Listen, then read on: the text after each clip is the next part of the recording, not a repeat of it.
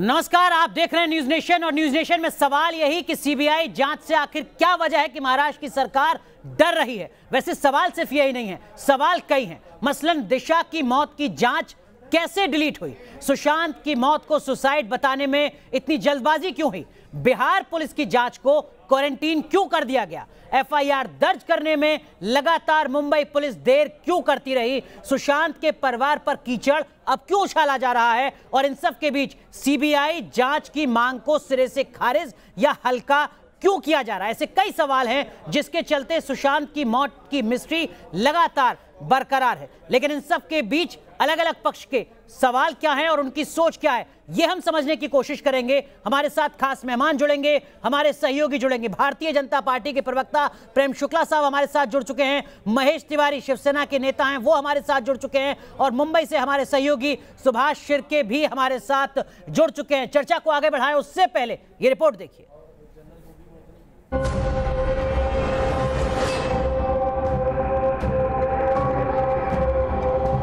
सुशांत सिंह राजपूत के सुसाइड पर suspense, murder या सुसाइड में उलझी है केस की जांच। सीबीआई करेगी सुसाइड के सच का खुलासा। मामले की कड़ियों को जोड़ने में जुटा है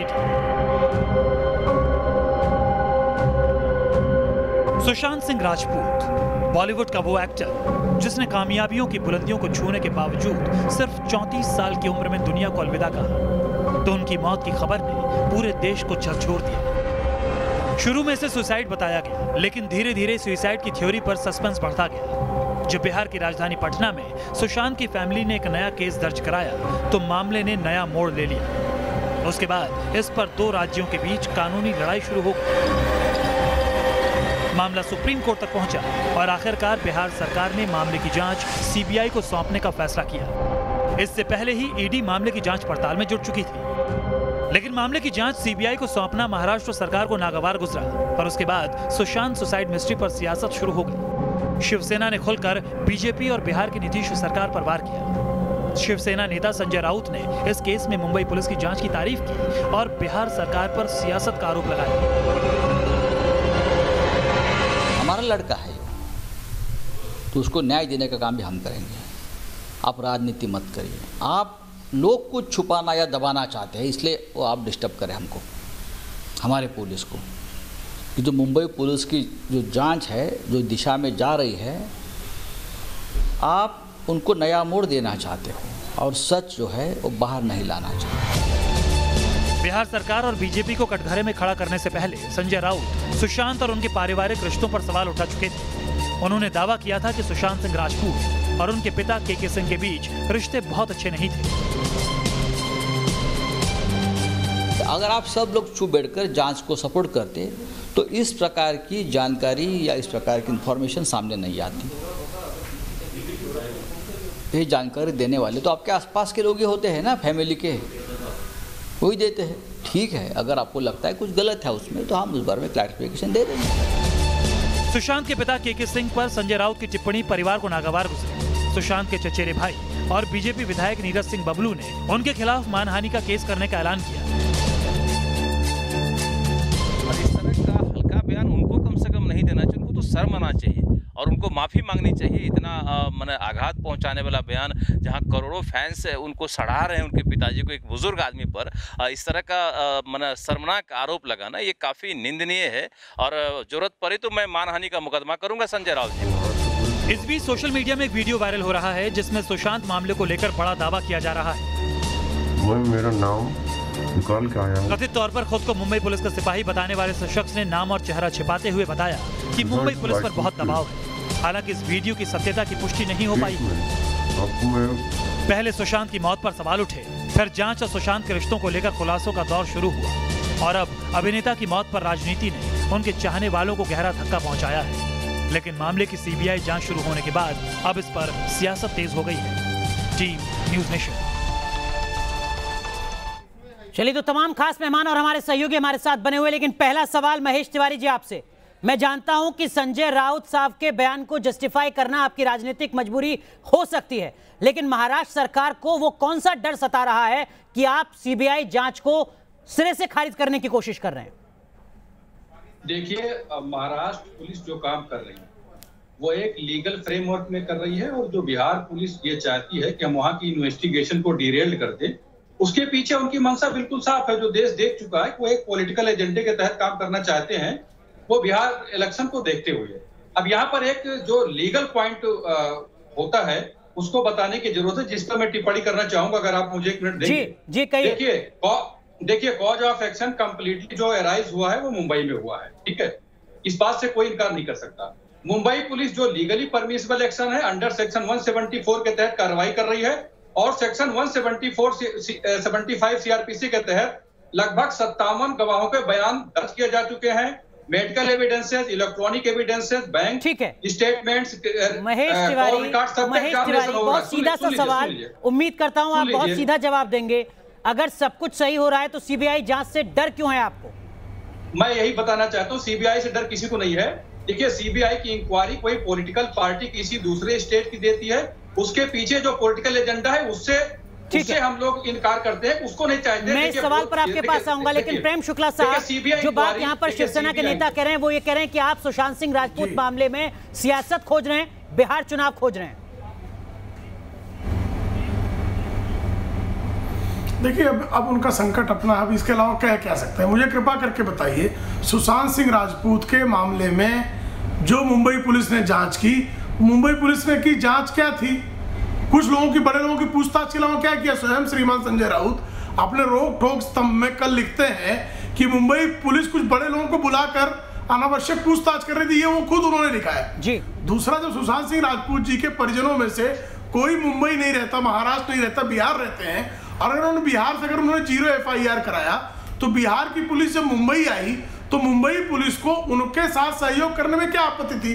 वो कहते साहब आप 0 FIR जो है ट्रांसफर मुंबई में कर दीजिए, आपके पास जो सूचनाएं हैं वो सूचनाएं मिलकर हम मिलजुल कर जांच करते हैं। मुंबई पुलिस ने ऐसा करने की बजाय जिस तरह का असहयोग किया, जिस तरह से उन्होंने जो है वहां से एक अधिकारी को क्वारंटाइन कर दिया, जबकि उस अधिकारी ने डीसीपी को यहाँ बाकायदा सूचना दी थी कि हम वहां से यहाँ आ रहे हैं, तो आपको जांच को क्वारंटाइन करने की आवश्यकता क्या पड़ी? और जिस तरह से आज जो लोग उतरे हुए हैं। जी तिवारी जी, बिल्कुल सीधा जवाब दूंगा, क्योंकि जी जवाब दे दो, अगला सवाल पूछूंगा। हाँ, देखिए मैं जवाब दे रहा हूँ, बहुत सीधा सा जवाब दूंगा।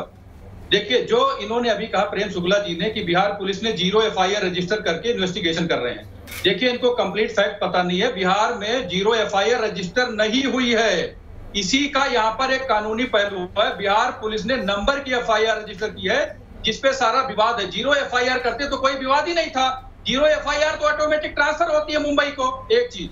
दूसरी चीज मैं स्पष्ट करना चाहूंगा, जो इनको ये भी नहीं पता है, ये कहते हैं थोड़े लोगों के बयान लिए जा चुके हैं। देखिए, 57 गवाहों के बयान लिए जा चुके हैं, जिसमें सारे मुद्दों पर और सारे एंगल से जांच की जा रही है। सेक्शन 175 की प्रोसीडिंग शुरू हो चुकी है। महेश तिवारी, सवाल तो यही है, अगर पुलिस और सत्ता में बैठे लोग पहले ही आत्महत्या करार दे देते हैं, उसके बाद 97 लोग, क्या आप 970 लोगों से भी पूछताछ कर लेंगे तो क्या वाकई नतीजा निकाल पाएंगे? सवाल तो आपकी ईमानदारी पर है। माफ कीजिएगा, मैं रोक रहा हूं आपको। गोपाल सिंह जी हमारे साथ जुड़ रहे हैं, जो सुशांत सिंह राजपूत के कजिन हैं, उनके भाई हैं।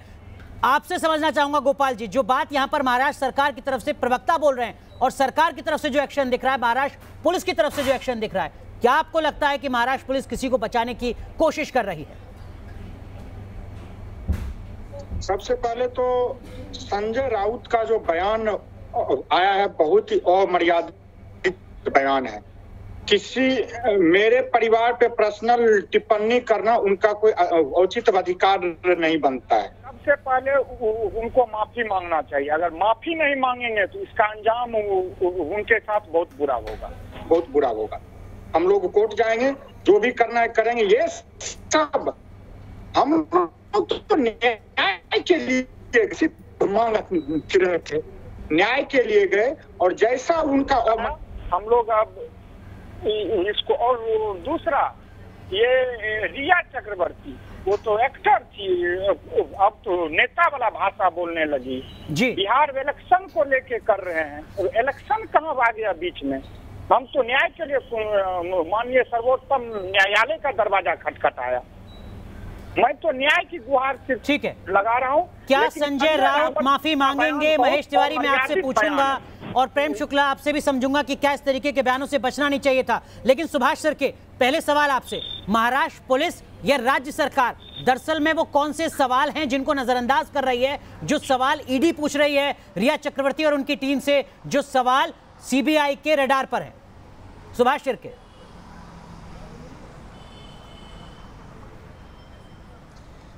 देखिए अनुराग, मुंबई पुलिस और महाराष्ट्र पुलिस ने इस पूरे मामले में जो इंक्वायरी हुई है उसमें बिल्कुल ट्रांसपेरेंसी नहीं बरती है, और यही कारण है कि महाराष्ट्र पुलिस और मुंबई पुलिस के बारे में शक की सुई उन पर आज उठाई जा रही है, क्योंकि कई सारे ऐसे सवाल हैं जिसमें सुशांत सिंह के जो आत्महत्या थी उसके बारे में तुरंत एफआईआर क्यों नहीं दायर किया, ये सबसे बड़ा पहला मुद्दा था। मुंबई पुलिस बोलती आ रही कि अब तक हमारी जांच पूरी नहीं हुई है, एक बार जांच पूरी होने के बाद अबेटमेंट किसने किया उस पे के बारे में करेंगे। तो ये जो आरोप लगा रहे थे कि सुशांत सिंह को जो माफिया है, फिल्मी माफिया, इन्होंने बहुत प्रताड़ित किया था, उसके बारे में कोई भी मुंबई पुलिस बात नहीं कर रही है, और यही कारण है कि मुंबई पुलिस पर शक है और इसके कारण ये पूरा जो मामला है वो तूल पकड़ता जा रहा है। खुद सुभाष, अगर मैं सही हूं तो फिल्मी माफिया के साथ साथ 15 करोड़ रुपए का जो आरोप लग रहा है वो भी मुंबई पुलिस के कहीं जांच के दायरे में नजर नहीं आता अब तक।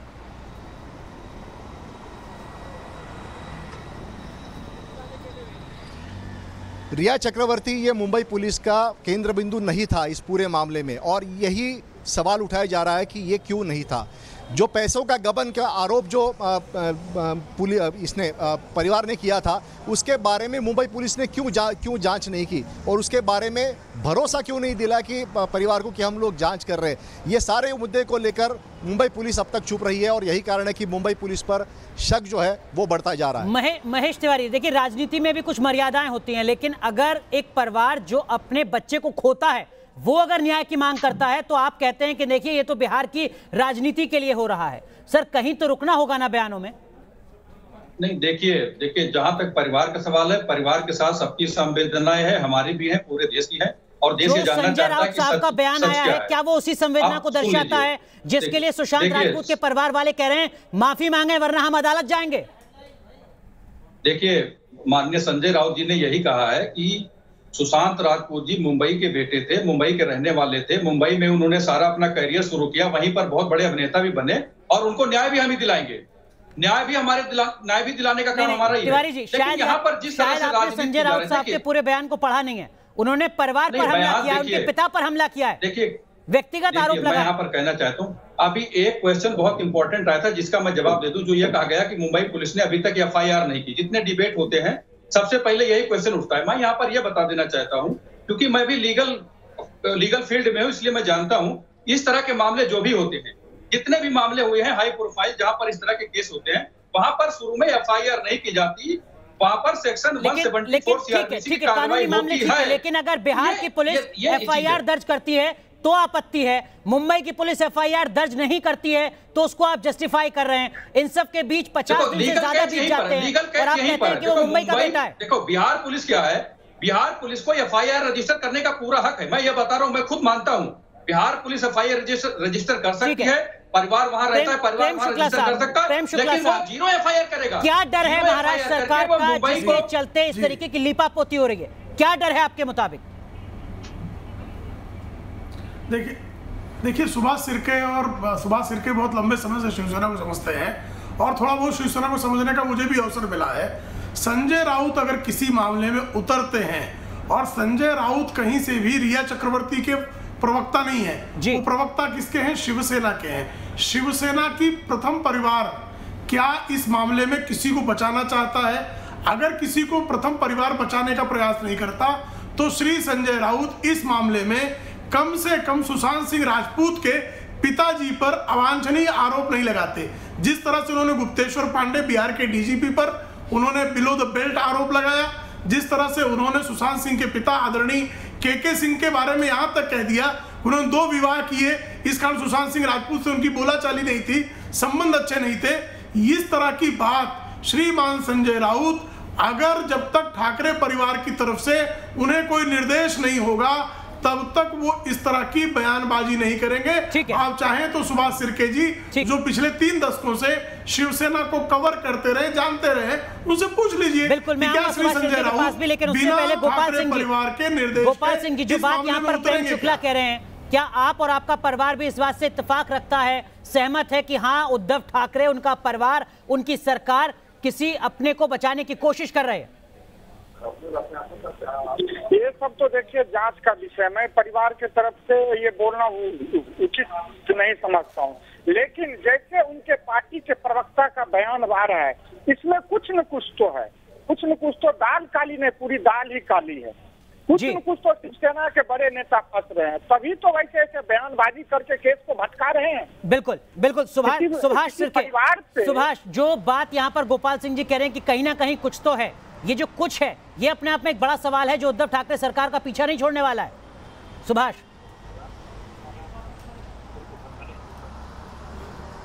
अनुराग, बीजेपी के कुछ मुंबई के नेताओं ने आदित्य ठाकरे का इस केस से ताल्लुक है ऐसा आरोप किया था और इसकी जांच की मांग की थी। तब से शिवसेना बौखलाहट में है और उन्होंने ऐसे कदम लिए जैसे क्वारंटाइन करना बिहार के अफसर को, तो ये बौखलाहट में लिया हुआ कदम है और वो सीधा उद्धव ठाकरे इन्होंने लिया था। तो ये जो पूरा मामला है उससे शिवसेना की बौखलाहट है वो सामने आ रही है और कहीं ना कहीं उनको ये लग रहा है कि ठाकरे परिवार को इसमें टारगेट किया जा रहा है। जिस तरह से 1997 में राज ठाकरे को एक हत्या के मामले में टारगेट किया गया था, वैसे ही आदित्य ठाकरे को टारगेट किया जा रहा है, ऐसा आरोप, ऐसा उनका मानना है और यही कारण है कि वो बौखलाहट में कई सारे कदम ले रहे हैं। लेकिन अपनी इस सोच के चलते, इस पूर्वाग्रह के चलते आप किसी शख्स जिसकी जान जा चुकी है उसके परिवार को न्याय दिलाने से नहीं रोक सकते हैं। यह अपने आप में एक बड़ा सवाल है जिसका जवाब महाराष्ट्र की सरकार को देना होगा। बहुत बहुत शुक्रिया आप सभी का जुड़ने के लिए। देखना होगा कि प्रवर्तन निदेशालय किस तरीके से जांच को आगे बढ़ाता है और सीबीआई किस तरीके से जांच को आगे बढ़ाती है। तो कई तरीके के सवाल हैं जो लगातार सामने उठ रहे हैं। सुशांत सिंह राजपूत मामले में परिवार की तरफ से तमाम तरीके के सवाल उठाए जा रहे हैं। रुक रहे हैं यहां पर कुछ देर के लिए, लेकिन आप बने रहे न्यूज़ नेशन के साथ।